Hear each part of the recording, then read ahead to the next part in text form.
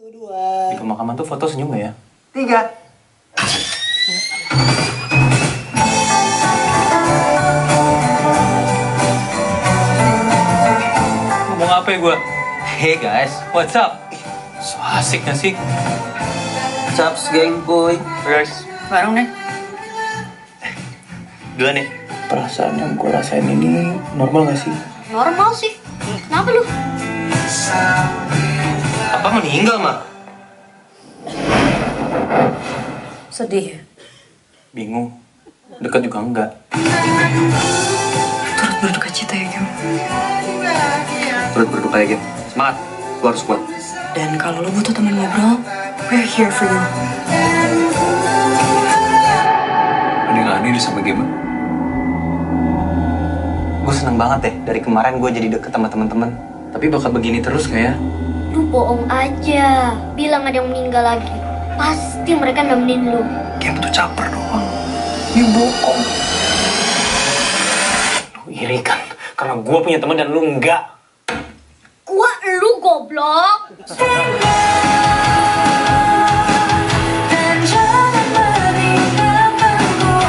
Kenapa lu, Gem? Kayaknya asam lambung deh.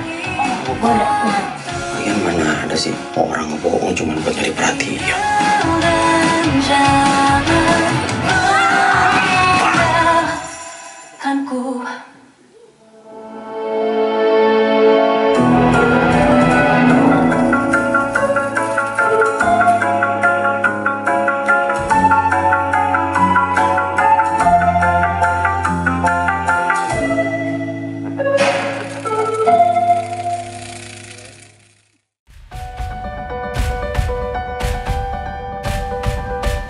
Dari film pertama sampai film ke-7 saat ini, kebetulan penulis dan sutradaranya Imaginary itu orang yang sama. Maksudnya dia yang nulis, dia yang sutradara. Dan biasanya itu keresahan dia yang udah lama dipendam. Dan juga khusus untuk Christo ini adalah keresahan dia waktu kecil gitu. Keresahan dia juga pengen dapat perhatian. Dan keresahan ingin jadi sutradara. Oh iya. Dua hal dong, jadi bener kan? bener. Christo tuh waktu bergabung di manajemen kami 2020, mimpi cuma satu, pengen jadi sutradara gitu. Jadi pas kita dengar keresahan ini Christo dari kecil dan akhirnya kita kebaca sinopsis sampai ke skenario, yang kita bayangin adalah ini Christo gitu awalnya. Jadi waktu belum ada Omara, yang gue baca skenario yang gue bayangin adalah ini Christo. Jadi biasanya kalau sebuah keresahan ini akan lahir menjadi sebuah karya yang jujur. Jadi buat Christo, selamat datang di dunia film.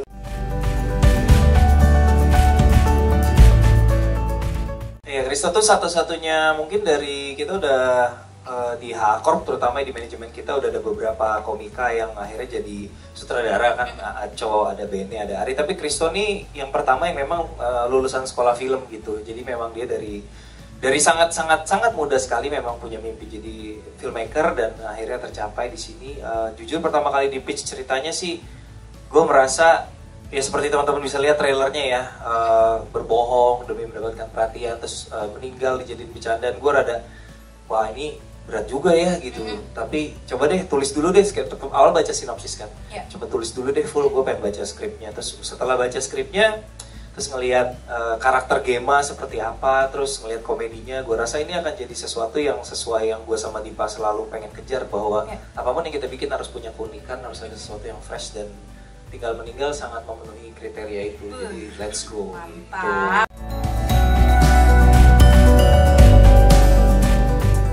Sebenarnya keinginan jadi sutradara itu dari aku kecil. Pokoknya pas dari kelas 4-5 SD itu udah bikin film pendek karena cita-citanya jadi penulis dan sutradara. Terus kuliah film, habis itu bikin konten, tiba-tiba viral ternyata kontennya. Terus Ko Ernest lihat, Ko Ernest suka dengan cara penulisan kontennya. Ko Ernest ajak untuk jadi sutradara, tapi tahun 2000 berapa tuh kok? 2020 ya? Oh enggak, maksudnya someday, tapi iya someday masih. Kita nggak janjian tahun berapanya iya, kan? Betul. Ada omongan gitu. Iya, nanti gue pengen sih nanti one day mungkin bisa ada kesempatannya gitu. Lo nggak ngerasa itu kalimat basa-basi aja? Hah? Enggak. Enggak. Namanya bodoh juga. Anak di telepon Ernest Prakasa, bro. Gila. Tadinya bukan siapa-siapa, kayak, halo saya Ernest Prakasa. Saya kaget. Terus ya udah gue mah ayo aja diajak jadi apapun. 5 tahun kemudian terjadilah tinggal meninggal.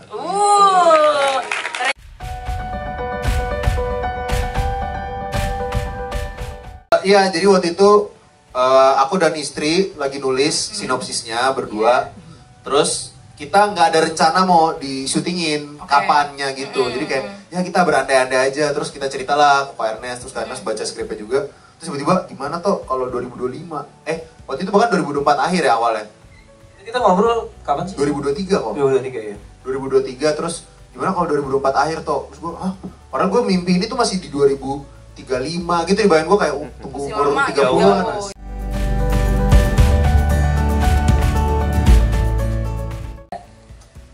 Seru sih kerja bareng sama Kristo dan kalau secara proses kreatifnya Kristo tuh orangnya sangat terbuka dan sangat seru untuk diajak ngobrol. Jadi Udah nikah mas, jangan nikah gitu. ya jadi banyak banget kalau misalnya Kristo ngasih ide, terus aku bisa nambah-nambahin detail-detailnya, terus begitu pun juga sebaliknya. Dan semua itu prosesnya kita lakuin dengan sangat menyenangkan dan sekali Kristo ngasih ide sesuatu, terus aku langsung kayak, oh iya diginin aja kayak gitu sih.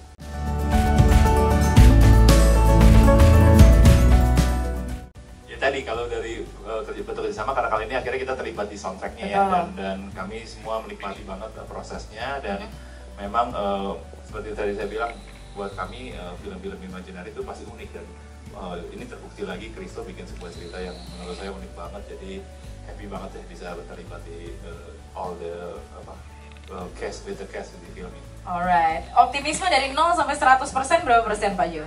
2000. 2000%. Mantap.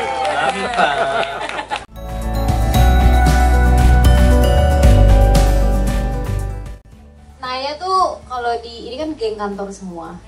Dia paling Gen Z gitu ceritanya, paling up to date dengan tren-tren zaman kini gitu. Kayak dance TikTok. Naya tahu Gimana di slow ya tadi? Velocity. Set. Gitu. Iya ya. Gitu.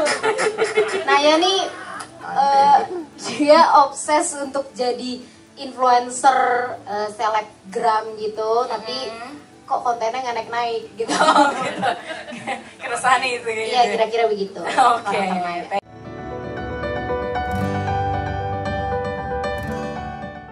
Danu itu sebenarnya sedikit banyak sama seperti Gema sebenarnya. Cuma kalau Gema kan capernya ya nanti bisa kalian lihat di film lah. Nah kalau Danu tuh capernya beda gitu. Jadi sama-sama caper, cuma caper in a different way gitu. Danu juga mau mendapatkan perhatian dari teman-temannya sampai di titik dimana nih Gema nih kayaknya udah meng-outshine dia nih gitu. Jadi udah meng-outshine, gue nggak bisa nih di outshine nih gini. Jadi gue harus membongkar nih. Makanya di trailer juga ada kelihatan sedikit antagonisnya Danu nih kelihatan ya. Benar.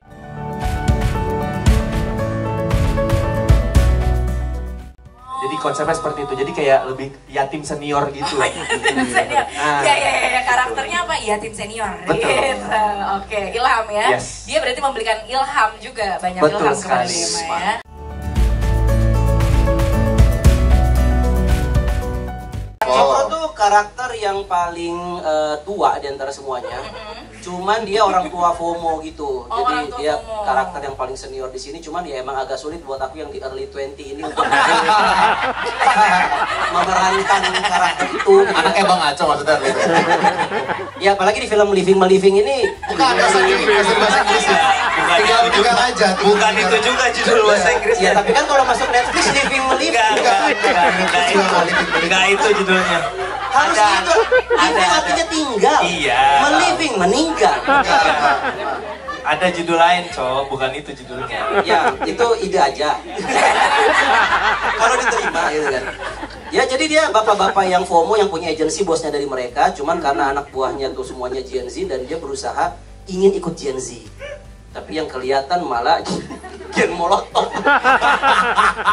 Kayak segala apa yang dia pakai, apa yang dia omong itu kayak selalu off gitu ya. Kayak nggak dulu lah pokoknya. Iya, selalu kalau kata nada kurang perlu gitu. Kurang lebih seperti itulah karakternya Pak Cokro.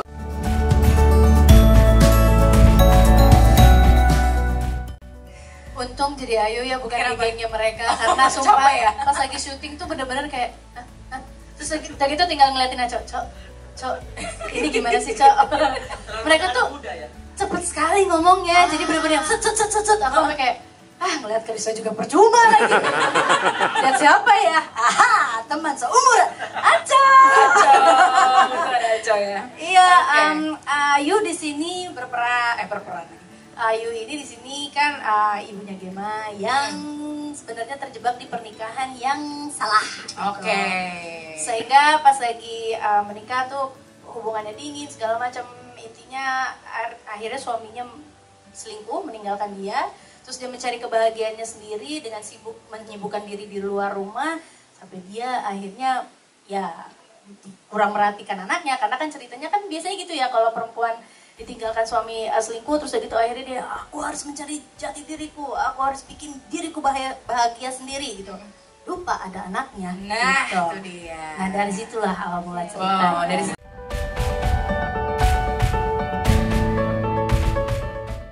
Jadi untuk Karen ini sendiri. Ini mawar yang asli bro. Ini mawar aslinya. Jadi dia adalah teman sekantornya Gema yang bisa dibilang pintar. Pintar sekali, sangat peka terhadap sekelilingnya, terhadap teman-temannya, terhadap mental health, terhadap isu-isu sekarang, dan sangatlah berani untuk speak up. Jadi kalau misalkan dia ngerasa kamu tidak benar, jadi aku akan speak up.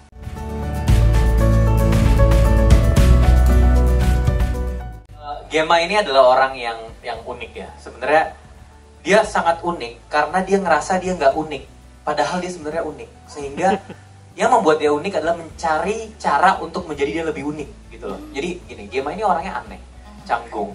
Sebenarnya dia rasanya tuh sendiri gitu, lonely gitu. Karena dari kecil sampai tua, bukan sampai tua, sampai gede, dia ngerasa nggak ada yang nemenin dia. Jadi ditinggal ibu bapaknya, ditinggal teman-temannya, sehingga yang dia ingin lakukan dalam hidupnya adalah untuk mendapatkan perhatian itu. Karena menurut dia, orang-orang layaknya di luar sana, itu mendapatkan perhatian dari orang-orang. Punya temen, nongkrong gitu. Nah, Gema ini juga orang yang kalau misalnya kita di luar sana tuh ada orang-orang yang ngerasa senang di situasi-situasi yang buat orang lain itu sebenarnya sedih gitu. Karena apa? Bukan karena dia insensitif atau apa, tapi karena mungkin dia tidak bisa berempati dengan emosi-emosi yang kita pikir normanya tuh begitu. Padahal dia sebenarnya hanya ingin menjadi manusia. Gema tuh manusia aja gitu. Cuman karena dia tidak ada yang menanggapi layaknya orang-orang lain, karena dia tidak ngeset dirinya untuk agar sama dengan norma-norma society yang kita tahu, sehingga dia dianggap aneh dan dirinya sendiri itu dianggap aneh. Nah, kenapa dia tersenyum di kuburan? Karena kan kalau misalnya orang itu kita diempit banyak orang gitu kayak di lift, itu kan bukan satu hal yang menyenangkan. Yes. Cuman bagi Gema yang tadi aku bilang selama ini dia lonely, dia sendiri, dia craving for attention dan affection, ada dia ingin sentuhan dari orang, ditanyain apa kabar. Ketika dia harus diempit oleh orang-orang, walaupun itu di kuburan, di satu tempat yang kita bilang tidak menyenangkan, itu dia tersenyum. Karena apa? Untuk pertama kalinya ditemenin orang-orang. Kurang lebih begitulah Christo Emmanuel. Bukan.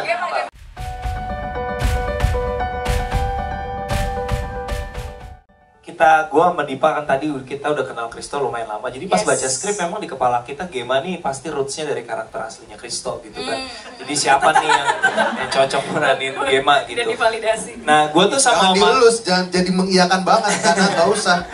Gue sama Omara tuh pernah Omara pernah gue ajak ngobrol untuk salah satu film imajinari sebelumnya, tapi karena bentrok jadwal akhirnya kita nggak lanjut. Tapi gue bilang sama Christo, coba deh lu ngobrol sama Omara. Gue pernah ngobrol sama Omara dan menurut gue dia menarik. Coba lu explore, siapa tahu cocok sama Omara. Begitu ketemu sekali sama Omara, Christo langsung ngomong, gue maunya Omara, gue gak mau yang lain. Nah, coba tanya Christo apa yang terjadi di obrolan mereka itu. Dia ngemut lemon, sumpah. Nih ya, karakter apa ya? Diam dulu. Iya beneran. Nih ya. Itu alasan casting macam karakter Gema itu harus agak quirky aneh gitu. Kayak kalau ngeliat ini kayak ada yang aneh sama nih orang deh gitu. Nah, di hidup gue tuh banyak banget gue ketemu orang-orang kayak gitu yang ngambil dari situ, termasuk saya juga. Iya betul ya. Puas ya. Nah, gue kan mau ngobrol soal karakter Gema nih sama dia. Ini pertemuan pertama ya? Pertama kali ketemu. Belum pernah ketemu Omara sama sekali. Baru halo Omara, iya ini ceritanya kayak gini. Terus gue lagi ngejelasin nih sinopsisnya. Dia minum lemon tea. Set habis. Udah dong, orang normal apa? Selesai di situ. Dia masih sambil ngedengerin gue. Dia ambil lemon di pinggir juga. Enggak, kalau kayak udah nggak apa-apa ini lama ya mas kayak wah ini game mas ini. Gak gini kayak gitu. Enggak. Kayak ini kayak Kayak painless gitu ini ya. ada sesuatu yang saya lakukan setiap hari. Gitu kan. Lu kenapa nyet gitu? Terus gua, oh bener ini udah. Ini harus ini nggak bisa. Soalnya quirky-quirky-nya Gema yang agak aneh-aneh itu menurut gua kalau terlalu dibangun itu kan sekali dua kali kan kelihatan fake. Nanti kalau nonton real gun real min, bener. Real gun real min kayak gerakannya tuh terlalu natural. Ini terlalu relate buat saya. Di teori manapun nggak ada tuh milih casting berdasarkan ngemut lemon gitu. Nggak ada. Lo mau klarifikasi nggak kenapa lo Enggak, aku mau nambahin aja. Jadi pas pertama kali ketemu Kristo tuh yang membuat aku sangat tertarik dengan karakter si Gema. Ini Kristo pernah nanya gini, Mar lu pernah ngerasain nggak? Lu tuh ngerasanya aneh. Tapi orang mungkin nggak ngeliat lu aneh. Tapi lu nggak bisa ngebuktiin kalau misalnya lu aneh. Cuman lu ngerasanya lu beda. Gimana cara lu ngebuktiin kalau misalnya lu beda? Nah, di situ tuh ngerasa, mungkin kita tuh kalau misalnya lagi sendiri tuh ngerasa, gue tuh sebenarnya beda nggak ya sama yang lain? Tapi kalau misalnya gue ngerasa beda, apa gue pick me lagi nyanyian? Aku tuh orangnya gini-gini. Jadi Gema tuh di apa ya, di ambang-ambang itu loh. Kalau misalnya sedikit jatuh dia nggak pick me dan aneh, tapi dia nggak cukup aneh untuk menjadi orang yang kayak, wah ada orang telanjang di jalanan, nggak gitu juga gitu. Jadi dia tuh nggak, bukan, atau orang yang, ya gitulah.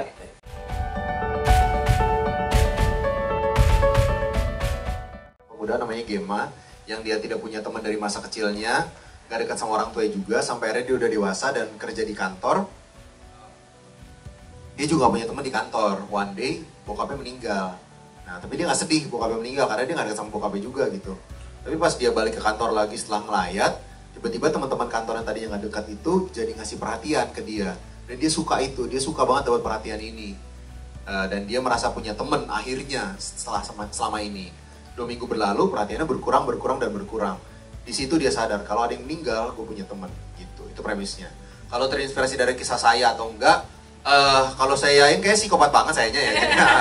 Tapi kurang lebih sedikit banyak iya. Jadi pas jadi sebenarnya ini obrolan aku dan istri. Waktu itu kita diskusinya bareng. Cuman yang nge-trigger aku untuk ngomong premis awal ini itu gara-gara pas aku kecil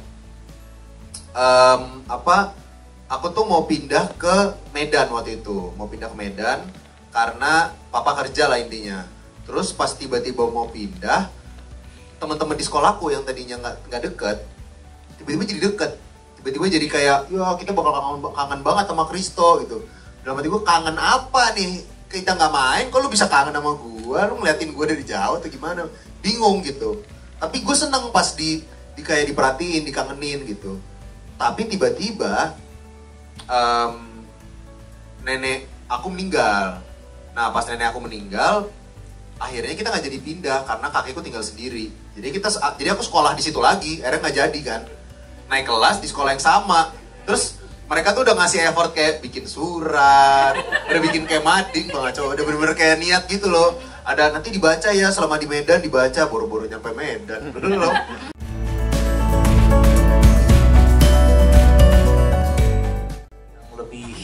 Akurat sebenarnya itu dark comedy atau disebut juga black comedy, tapi kan istilah itu kan di Indonesia menurutku agak berjarak ya, orang maksudnya nggak kebayang nih maksudnya gimana sih. Makanya Muhammad Kliaco sebagai salah satu pemeran mengusulkan istilah komedi getir yang menurut kita tuh spot on banget gitu. Kayak di sini tuh lucu tapi getir gitu. Jadi urgensinya bukan untuk kayak memperkenalkan sebuah komedi yang baru, tapi lebih kepada urgensinya adalah kita selalu pengen nge-push cerita original yang menarik dan fresh gitu. Jadi film ini punya itu, makanya itu menjadi urgent untuk disampaikan ke publik gitu sih. Oke, terima kasih. Nonton film dark comedy bersama teman-teman di kayak ruang teater kecil gitu.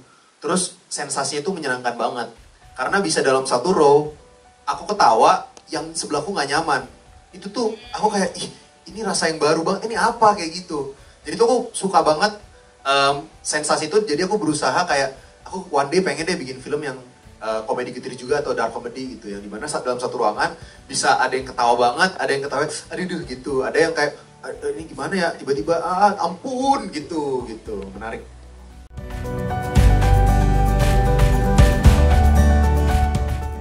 Internasional gini masih sangat awam ya.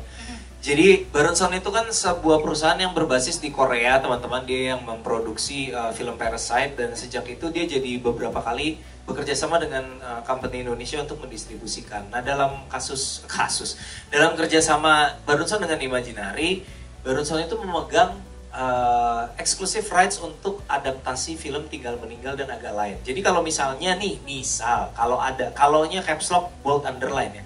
Kalau ada negara lain yang mau mengadaptasi Agak Lain atau Tinggal Meninggal, Barunson lah yang menghandle semuanya. Jadi dengan Barunson kerja sama kita, mereka yang memegang international rights untuk adaptasi. Apakah nanti akan ada yang datang dan saya mau dong adaptasi? Nggak tahu, belum tentu ada.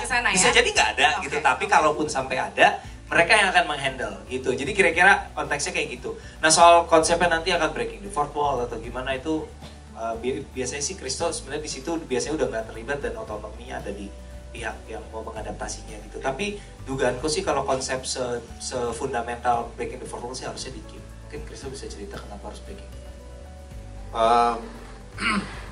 Ya jadi kenapa breaking the fourth wall? Aku tuh jelasin dulu mungkin buat yang nggak familiar sama istilahnya. Benar, breaking the fourth wall itu sebuah istilah yang artinya menghancurkan dinding keempat. Kenapa dinding keempat? Jadi kalau di zaman dulu itu ini kalau salah saya maaf ya, tapi setauku salah ya. Oke, sip, thank you. Nah kalau teater tuh kan begini 1, 2, 3, 4. Nah ini tuh layar gitu kan.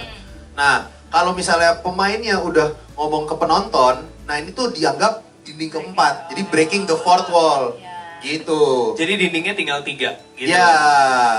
Nah, jadi breaking the fourth wall itu ngobrol sama penonton. Jadi kenapa konsepnya breaking the fourth wall?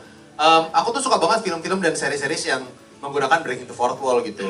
Nah, terus tapi aku merasa breaking the fourth wall ini sebuah hal yang relatable buatku pribadi.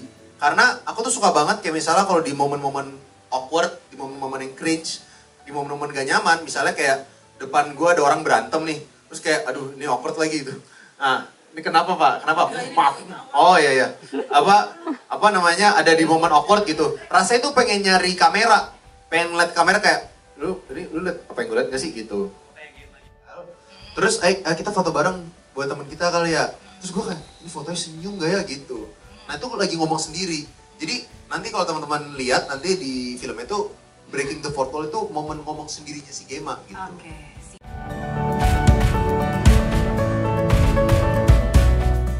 Mawar masuk studio begitu demonya kedengar, wah ini memang sesuatu yang berbeda nih secara liriknya juga, beatnya juga, terus emosinya ya. Jadi saya pikir ini sesuatu yang sangat berbeda dan yang tadinya buat kuping saya agak awam, lama-lama setelah kita dengerin berkali-kali kayaknya ini akan jadi sebuah kekuatan sih.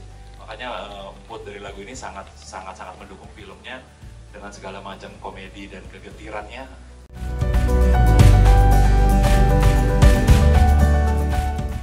Musikal tapi malah dark comedy karena musikal susah.